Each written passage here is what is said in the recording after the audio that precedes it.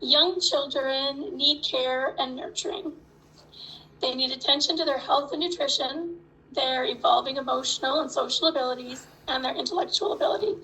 Your program plan must include a description of how the proposed childcare program will meet children's developmental needs. There's several sections for you to detail on this in the program plan. So, use of the premises. Childcare programs must have enough space for children to play, eat, rest, and sleep. Square meter space requirements for each type of childcare are laid out in the Early Learning and Childcare Regulation. Space requirements are linked to the maximum number of children allowed in your program, and your program plan must describe how the indoor and outdoor space will be used. So when you come out, the licensing officers may be required to measure some of your spaces if there are concerns regarding the space and the space's use for play.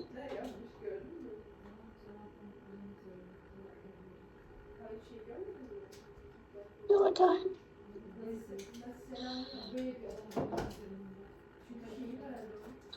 So the Early Childhood Educator Certification. In Alberta, individuals who work in licensed childcare programs must hold certification issued by the government. There are 3 levels of certification in Alberta: Level 3, Level 2, and Level 1 Early Childhood Educator.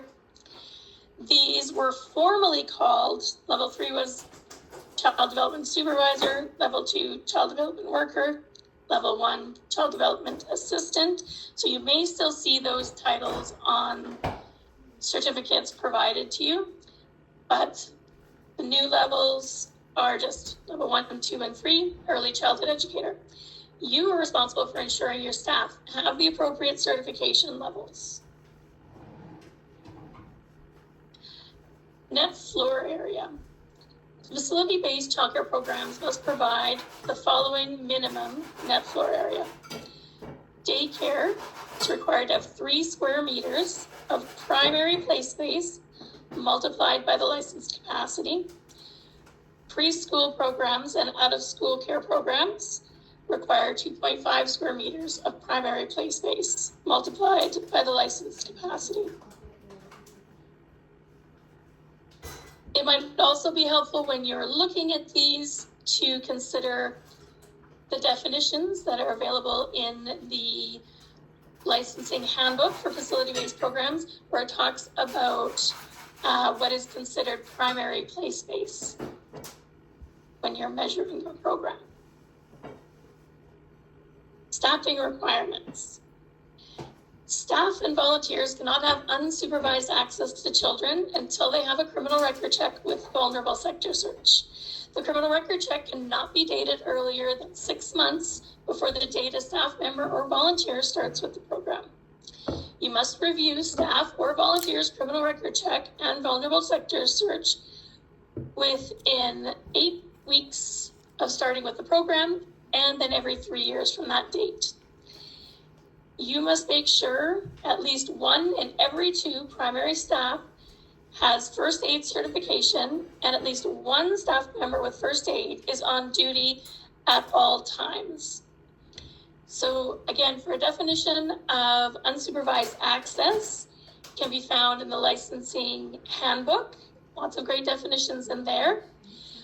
Also, just to speak a little bit on first aid requirements, we do have a page on our website that lists what first aid certifications are approved in the province of Alberta.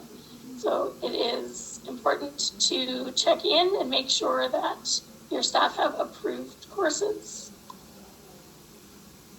For the program supervisor. Program supervisor means a staff member whose duty is to supervise the daily provision of childcare in daycare and out-of-school care. A program supervisor must be on staff at all times and must be on duty at all times when children receiving care are on the program premises. For daycare programs, the program supervisor must be certified as a Level 3 early childcare educator. A program supervisor can designate a staff member to assume their responsibilities when they are absent. For an extended absence, so this would be, if you're looking at something around a month, they're going to be away, you may designate a staff member who is not certified as a level 3 to act as the program supervisor with an exemption approved by your licensing officer.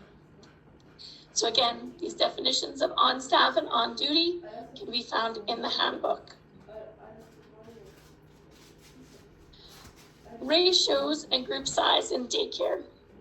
So this table outlines the minimum primary staff member requirements by age of children in the daycare. So for our infants that are under 12 months, the primary staff to child ratio is 1:3, with a maximum number of children in a group of 6.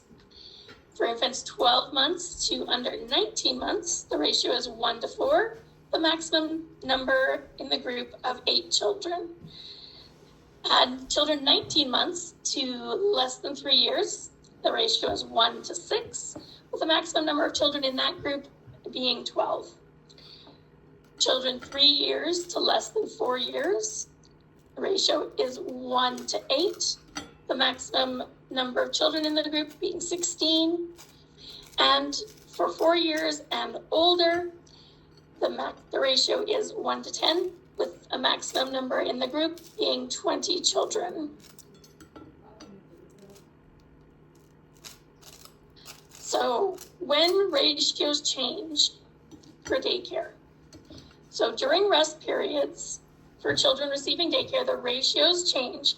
These ratios are provided in the table below. So I'd like to also point out that programs don't have to implement the rest ratios, and information on your plans for your program and how you'll be setting out for ratios for rest time will need to be included in your program plan. The chart here details the requirements for each age group. I'll let you guys read all those. I'll read them to you. So for ratios and group size in out-of-school care, this table outlines the minimum primary staff member requirements in a program offering out-of-school care. So out-of-school care will be our kindergarten children and school-age children. So our ratio is 1:15, with the maximum number of children in a group being 30. In out-of-school care, program supervisors can be included in the primary staff to children ratios.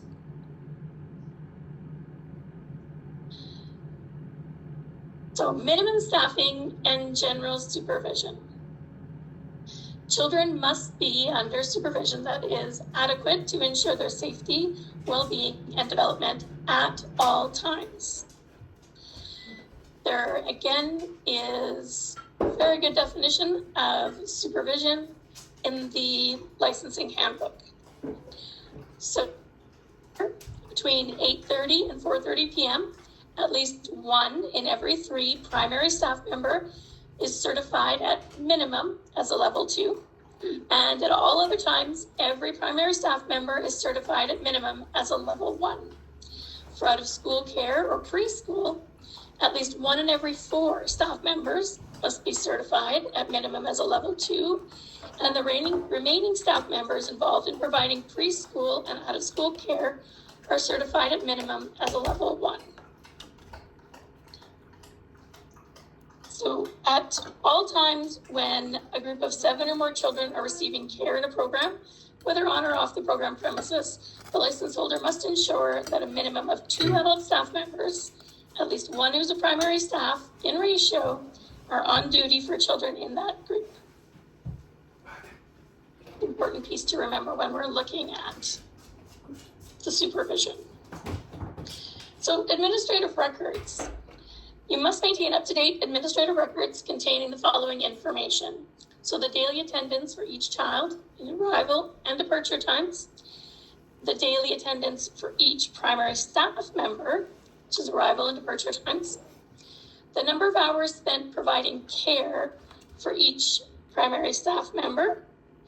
And so this could be something to consider where if you have a staff member who will be spending some time in ratio providing care, and then also some time potentially in the office doing administrative tasks. Those 2 times need to be recorded differently so that their hours providing care are easily accessible and recorded, as well as their hours doing other tasks. Supervisors and staff members childcare certification, first aid certificates, and current criminal record checks, including vulnerable sector search for each staff member and volunteer.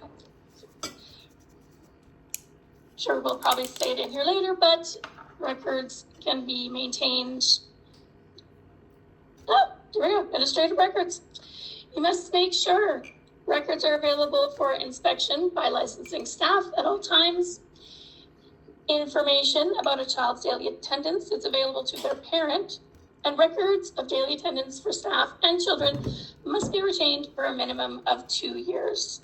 Records can be kept in paper format or electronically. This will be indicated